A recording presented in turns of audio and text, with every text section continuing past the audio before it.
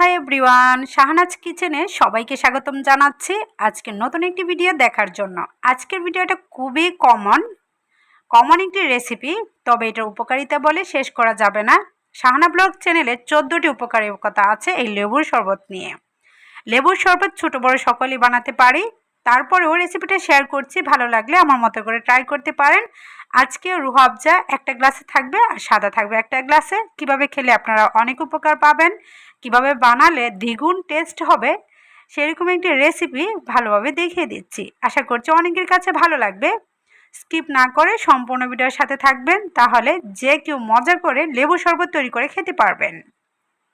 লেবু শরবত তৈরি করার জন্য এখানে ছোট বড় আপনি লেবু নিতে পারেন। অনেক সময় দেখা যায় যে দেশি লেবুগুলি ছোট থাকে, ফ্লেভার থাকে অনেক, আবার অনেক অঞ্চলে অনেক বড় বড় লেবু পাওয়া যায়, রসালো থাকে অনেক, সেটা খেতে ভালো লাগে না। তবে দেশি লেবুর শরবত খেতে অনেক ভালো লাগে, সেটা কিন্তু স্বাস্থ্যর জন্য অনেক ভালো।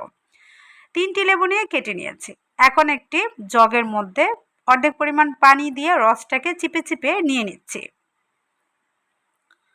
চিপার মেশিন আছে, তারপরে আমি হাতেই করে নিচ্ছি। এইভাবে আমার সুবিধা মনে হয়, আর ওইভাবে মনে হয় তিতো ভাবটা বেশি চলে যায়।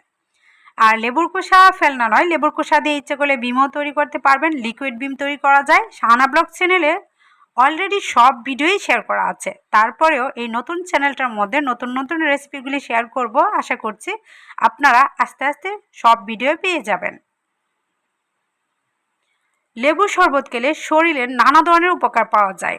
যারা মেদ কমাতে চান, ওজন বেশি, চর্বি বেশি, তারা কিন্তু নিয়মিত সকালে খালি পেটে লেবু পানি পান করতে পারেন। আবার অনেকের আছে ত্বকে বলিরেখা, মেস্তা সমস্যা আছে, তারাও কিন্তু লেবুর পানির রসটা মুখে জাপটা দিতে পারেন।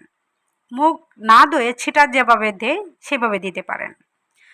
দেওয়ার পর 5 থেকে 10 মিনিট টুনা হিসাবে আপনারা কিন্তু লেবুর রসটা ব্যবহার করতে পারেন, বা ক্লিনজিং হিসাবেও। চিনির সঙ্গে লেবুর রসটা ভালো করে মিশিয়ে যদি স্ক্রাবের মতো মাসাজ করেন, দেখবেন আস্তে আস্তে উজ্জ্বলতা বৃদ্ধি পাবে। এখন দেখুন, আমি মিষ্টি পরিমাণটা লেবুর শরবতে একটু বেশি দিই, বেশি দিলে খেতে ভালো লাগে। আপনারা যেমন মিষ্টি খেতে পছন্দ করেন সেভাবে দিবেন। আর টকের পরিমাণও যদি একটু বেশি হয়, লেবু শরবত খেতে কিন্তু আরও বেশি ভালো লাগে। 1.5 লিটার পরিমাণ পানির মধ্যে 3টি লেবুর রস দিয়েছি। আবার 1 লিটারের মধ্যে 3টি লেবুর রস আপনি দিয়ে দিতে পারেন, তারপরেও খেতে ভালো লাগবে। আর এখানে যে চামচটা দিয়ে নাড়াচাড়া দিচ্ছি, এটা দিয়ে 2.5 চা চামচ পরিমাণ আমি চিনি দিয়েছি। চিনি এর চেয়ে কম দিলেও হবে, তবে আমি যেভাবে তৈরি করেছিলাম পারফেক্ট একটা মিষ্টি হয়েছিল। অনেকে আছে মিষ্টি বেশি খেতে পারে না বা খেতে চায় না।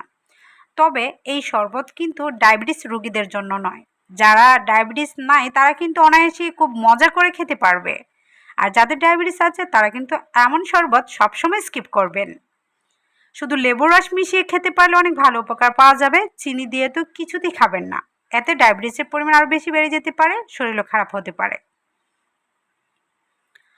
সম্পূর্ণভাবে কিন্তু আমার শরবত তৈরি করা শেষ। এখানে কিন্তু আমি লবণও দিয়েছিলাম। অবশ্যই শরবত তৈরি করার সময় মিষ্টির ব্যালেন্স ঠিক রাখার জন্য লবণ দেওয়ার চেষ্টা করবেন।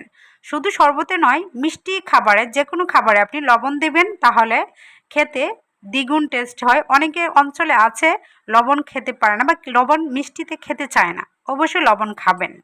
সামান্য পরিমাণ লবণ দিলে এতে কোনো কিন্তু ক্ষতি হয় না, তবে অতিরিক্ত হয়ে গেলে মিষ্টি খাবার নষ্ট হয়ে যায়।